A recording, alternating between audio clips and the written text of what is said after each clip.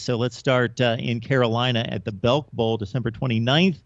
Virginia Tech, number 22, came very close of pulling off the upset in the ACC championship game, taking on an Arkansas team that we expected to be better, to be a factor in the SEC Western Division, and they lost to the likes of Missouri the last game of the season. So the Razorbacks finish at 7-5. I would normally think that this would be a very, very intriguing competitive game, but Virginia Tech trending the right way, Arkansas not necessarily.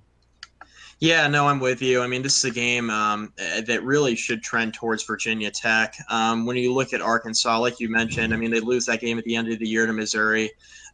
They had a pretty – I mean, their offense was good most of the year. I thought Austin Allen had a particularly good year at quarterback, throwing for 3,000 yards, 23 touchdown passes. So he was pretty solid. Raleigh Williams, the third at running back, 1,300 yards rushing. I think it's going to actually be the key in this game if Arkansas wants to hang in here with Virginia Tech is how well are the Razorbacks going to run the football. Virginia Tech is not going to have their starting defensive end, Vinny Mahota.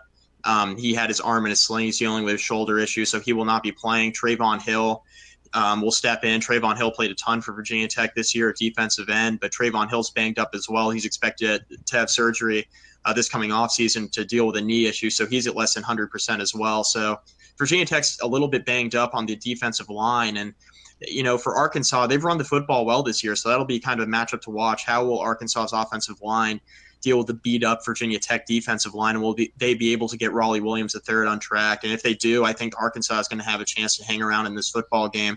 But Arkansas is banged up as well. Jared Cornelius, their third leading receiver on the year, over 500 yards receiving. He's questionable for the game. So Mike froze up on us there. So we've got the Belk Bowl matchup with Arkansas. Bevy looked very good this year. 10 touchdown receptions. So Arkansas has got some really good players on the offense that Virginia Tech's defense is going to have to contend with. But look, Virginia Tech's defense has been so good all season long that's going to be really hard to envision the Hokies laying an egg here in the Belk Bowl. They got a lot of pride on the line. They want to have some positive momentum heading into next season, especially into recruiting, where they're in line for a pretty solid recruiting class in year one for Justin Fuente. So they'd like to carry that momentum into this final push before National Signing Day, and of course to carry the momentum into spring ball and into next season. So Virginia Tech has a lot to play for as well. When you look at Gerard Evans at quarterback, he's going to be able to throw against this Arkansas pass defense. It really hasn't been all that good this year. You got Isaiah Ford, Bucky Hodges on the outside at receiver and tight end.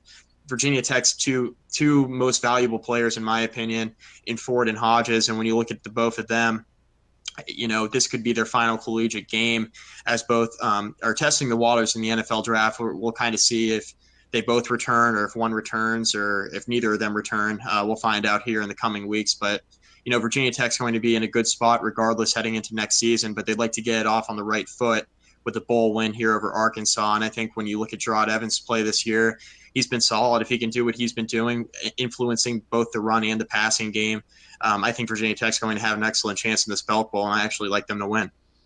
Yeah, Virginia Tech, midseason victories that were key. Obviously, they throttled North Carolina. They took care of Pitt and Miami, completely outclassed those two teams, and it was at that point midseason that they definitely differentiated themselves from what's been a muddled division for the last few years, and the Hokies get the job done in going to the ACC championship game. I got to tell you, Mike, Arkansas has been my go-to underdog pick in recent years. So, for example, in September, they went to TCU as an 8-point underdog, and I was scratching my head thinking, they're not losing to TCU by 8 points. Are you kidding me? And then, let's see, 2 years ago, they played in the Texas Bowl against Texas, and it was like a 2-point spread, and I just couldn't imagine Arkansas not throttling Texas, which they did. But I think I got to give up my run on the Razorbacks because they just have not played good football. And maybe Brett Bielema, after taking this program from a 3-win status team to 7 wins to 8 wins, maybe he's